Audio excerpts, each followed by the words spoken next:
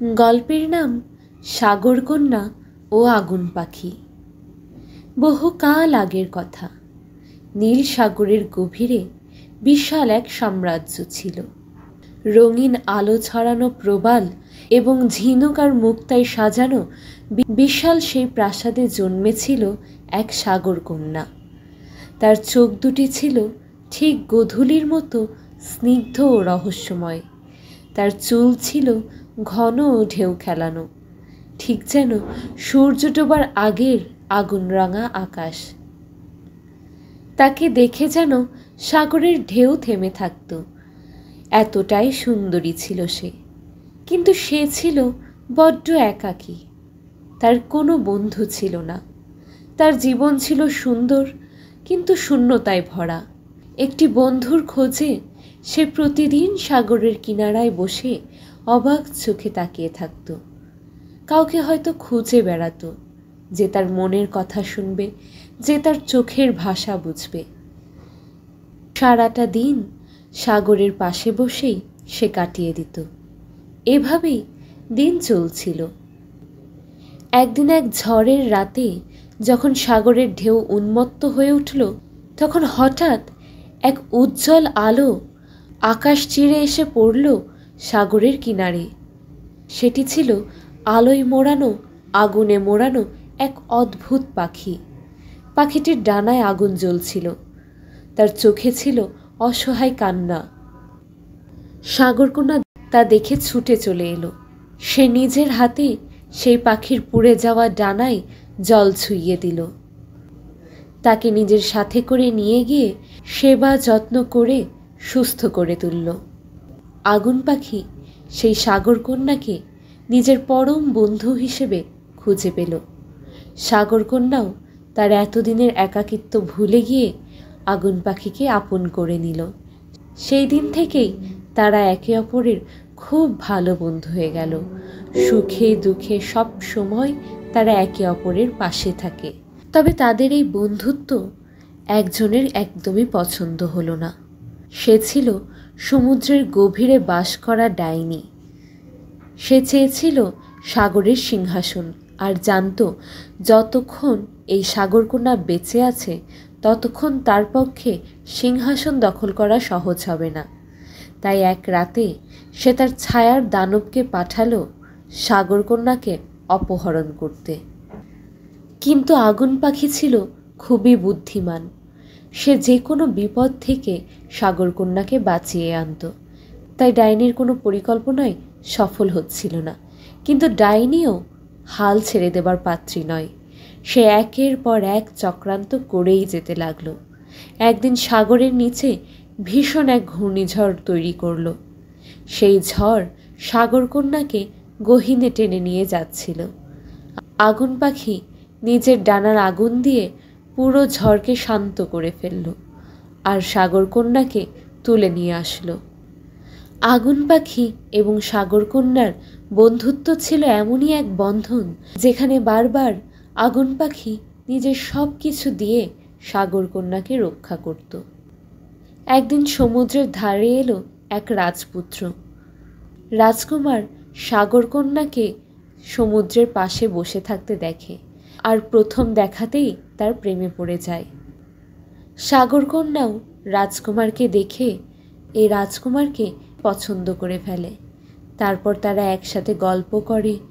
এভাবেই ধীরে ধীরে দুজনের মধ্যে গড়ে ওঠে এক কোমল ভালোবাসা। রাজকুমার তাকে বিয়ে করে নিজের রাজ্যে নিয়ে যেতে চায়। আগুন পাখি দূর থেকে সব কিছু দেখে। তার চোখে জল আসে। সে জানে সাগরকন্যার হৃদয়ে আজ সত্যিকারের ভালোবাসা এসেছে। তবে কিছুটা আন্দাজ করতে পারে যে ডাইনি এত সহজে থেমে যাবে না।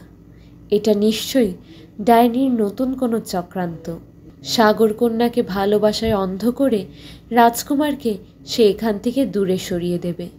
কিন্তু আগুন পাখি বেঁচে থাকতে সাগরকন্যার চোখে জল কখনোই আসতে দেবে না। সাগরকন্যা প্রথমবার জীবনে ভালোবাসার মানুষ খুঁজে পেয়েছে। আগুন পাখি কিছুতেই তাদের আলাদা হতে দেবে না। সাগরকন্যা এবং রাজকুমার আগুন পাখির সাথে পরামর্শ করে। রাজকুমার বলে, আমি সাগরকন্যাকে আমার রাজ্যে নিয়ে যেতে চাই। যেহেতু তুমি তার পরম বন্ধু, সাগরকন্যা আমায় বলেছে তুমি অনুমতি দিলেই সে আমার সাথে যাবে। বলো, তুমি কি রাজি? আমি তোমাকেও সাথে নিয়ে যেতে চাই। আগুন পাখি বলল, অবশ্যই, আমি চাই তোমরা দুইজনে একসাথে থাকো, সারা জীবন সুখে সংসার করো। আমিও তোমাদের সাথে যেতে রাজি আছি। তারপর তারা তিনজন মিলে খুশি খুশি মনে দীর্ঘ যাত্রার জন্য বেরিয়ে পড়ল। 7 সাগর পেরিয়ে সেই রাজকুমারের রাজ্য। বিশাল এক জাহাজে করে তারা যাত্রা শুরু করল। তবে আগুন পাখির মনে সেই চিন্তা কিন্তু এখনও গভীরভাবে দাগ কেটে আছে। সে কিছুতেই চিন্তামুক্ত হতে পারছে না। তবে মনে মনে সে দৃঢ় প্রতিজ্ঞা করে।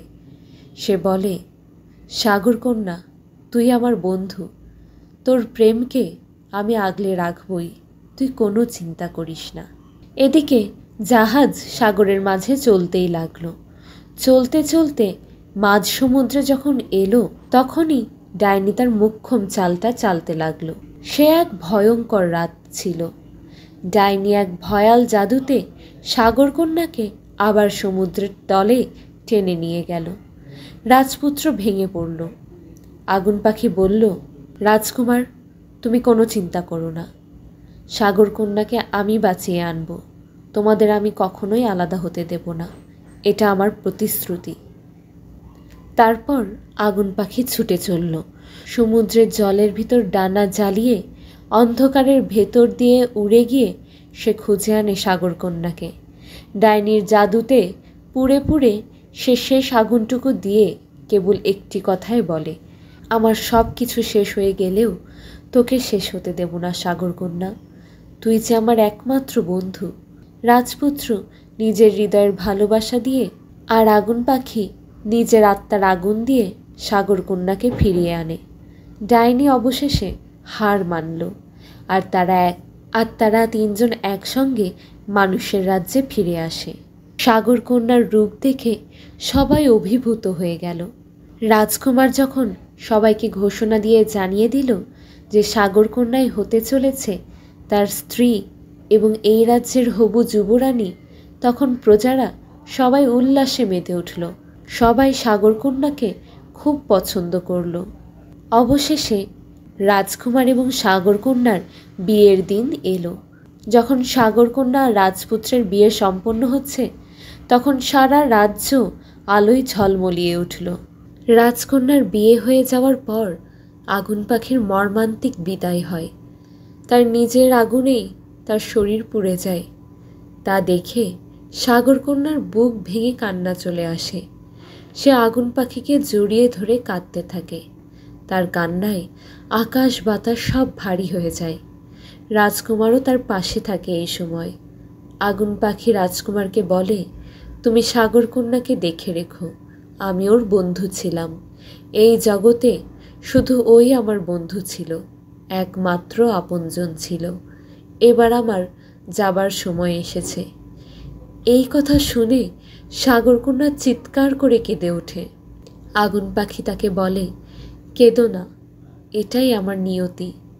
আমি আগুনেই তৈরি, আগুনেই আমার মৃত্যু। আবার আগুনের ছাই থেকেই আমার আবার জন্ম হবে, হয়তো অন্য কোনো রূপে। আর তখন আমি ঠিক তোমার কাছে ফিরে আসব, কথা দিলাম। এই বলে আগুন পাখি পুড়ে ছাই হয়ে গেল। সাগরকন্যা ঝাঁপিয়ে পড়ে সেই ছাই জড়ানো জায়গায়। ছাই জড়িয়ে ধরে হাহাকার করতে থাকে। তার কান্নায় আকাশ ঢেকে যায়, বাতাস ভারী হয়ে ওঠে, সমুদ্র থমকে যায়। সাগরকন্যা সেই পোড়া ছাই খুব যত্ন করে একটা কাপড়ে বেঁধে নিজের ঘরে রাখল। বছরখানেক পর রাজকন্যার কন্যা সন্তান হলো। কিন্তু সেই সন্তানের কপালে আগুনের মতো ছোট্ট একটি চিহ্ন ছিল। তা দেখে রাজকুমার এবং সাগরকন্যা দুজনেই অবাক হয়ে গেল। তারা ঘরে গিয়ে আগুন পাখির সেই ছাই রাখা কাপড়টা খুলে দেখল এবং দেখল তাতে কোনো ছাই নেই, তবে একটা লকেট রয়েছে এবং তাতে অলৌকিকভাবে একটি লেখা ফুটে উঠল, এবং তা হলো, আমি আমার কথা রেখেছি, আমি ফিরে এসেছি তোমার সন্তান হয়ে। এই লকেটটি তোমার সন্তানের গলায় পরিয়ে দেবে, এটা তাকে সব বিপদ থেকে রক্ষা করবে। সাগরকন্যা এবং রাজকুমার সেই শিশুটিকে বুকে জড়িয়ে ধরে। তার চোখে তখন আর কান্না নেই, কারণ সে জানে তার আগুন পাখিকে সে তার সন্তান হিসেবে ফিরে পেয়েছে। আগুন পাখি তার কথা রেখেছে, সে তাদের ছেড়ে যায়নি। রাজপুত্র সেই লকেট সন্তানের গলায় পরিয়ে দেয়, আর দূরে আকাশের কিনারায় এক হালকা লাল আভা ফুটে ওঠে। দেখা যায় একটা ডানা মেলে দেওয়া আগুনের ছায়া, যেন বলছে ভালোবাসা কখনো শেষ হয় না, শুধু রূপ পাল্টায়।